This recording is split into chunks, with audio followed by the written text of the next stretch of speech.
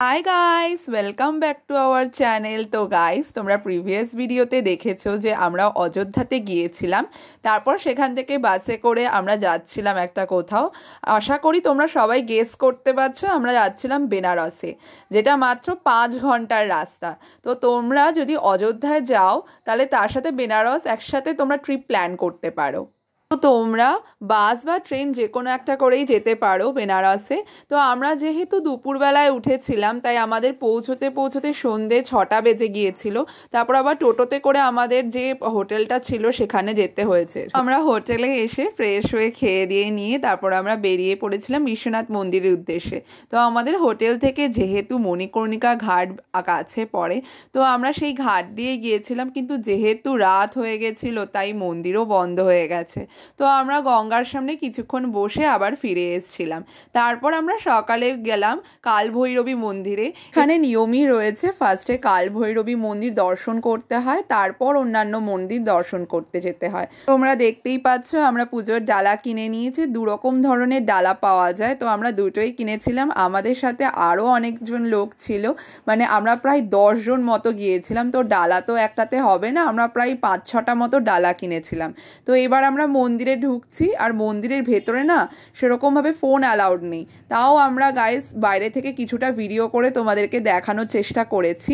তো গাইস, এটার জন্য আমার একটা ঘটনা মনে পড়লো, তোমাদের সাথে সেটা শেয়ার করি। তো আমার বোন আর ফার্স্টে দেখতে পায়নি যে ফোন ওখানে অ্যালাউড নয়, তো ফোনে ভিডিও করতে করতে যাচ্ছে নিজের মতো। এবার হঠাৎ করে একজন ওর ফোনটা জাস্ট কেড়ে নিয়েছে।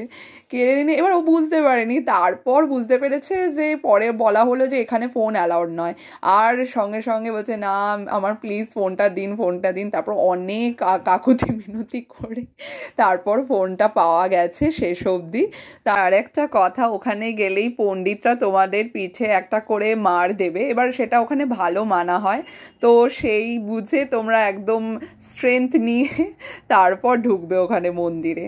তারপর আমরা চলে গিয়েছিলাম বিচে, সেটা হচ্ছে 80 ঘাট। তো সেখান থেকে আমরা ভেবেছিলাম বোটিং করব, তো আমরা একটা সুইটেবল বোট খুঁজছিলাম। তো ফাইনালি আমরা পেয়ে গেছি বোটটা। এবার এখানে যিনি বোটটা চালাচ্ছিলেন তিনি খুবই ভালো মানুষ।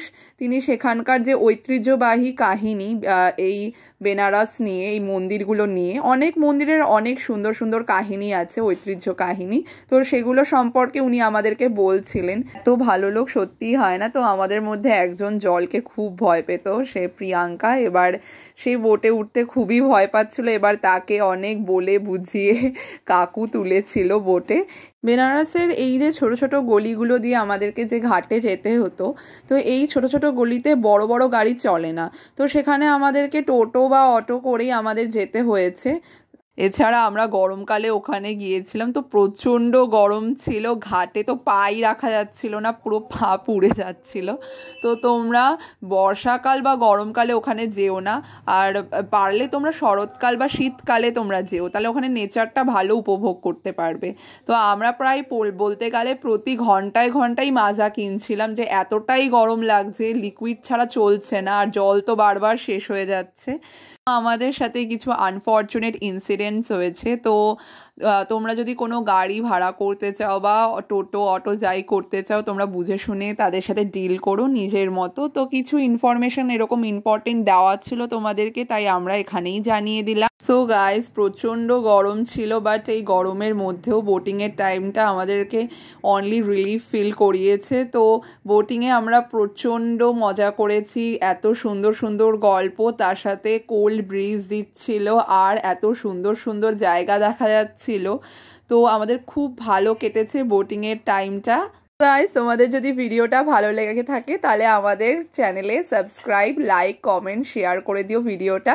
তো গাইস, এবার তোমাদের সাথে বাজেটের কথা শেয়ার করব। তো আমাদের ফ্যামিলিতে 5 জন রয়েছে, আমাদের মোট 25,000 হয়েছে খরচা, মানে পুরো টোটাল বেনারস আর অযোধ্যা দুটো মিলিয়ে। তো বেনারসে আমরা যে হোটেলে থেকেছিলাম সেটার নাম হচ্ছে পার্ল কোর্টিয়ার্ড, যেটাতে মাত্র 500 পার নাইট লেগেছে।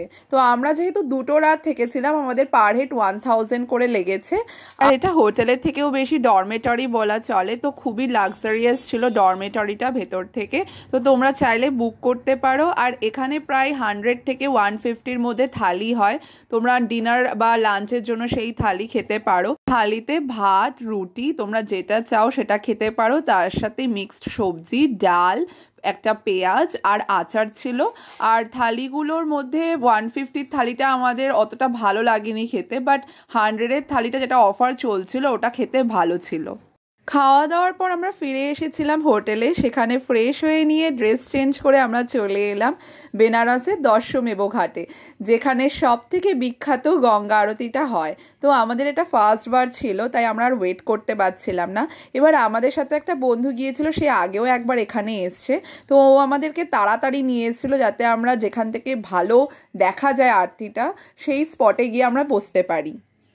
नमः सर्वेभ्यो देवेभ्यो नमः सर्वेभ्यो ब्राह्मणेभ्यो नमः एतत् कर्म प्रधान देव्यै भागीरथी गंगा देव्यै नमः श्रीमन्महागणाधिपतये नमः विश्वे सम्माद बन्धुण्डिं दण्डपाणिं च भैरवा वंदे काशीं गुहां गंगा भवानी मणिकर्णिका विनायकं गुरुं भानुं ब्रह्म विष्णु महेश्वरान् सरस्वती प्रणम्यादौ सर्वकामार्थ सिद्धये धर्मकामार्थ सिद्धये इष्टकामार्थ सिद्धये सिद्धि बुद्धि शक्ति सहिताय श्रीमन्महागणाधिपतये नमः मंगलमूर्तये नमः।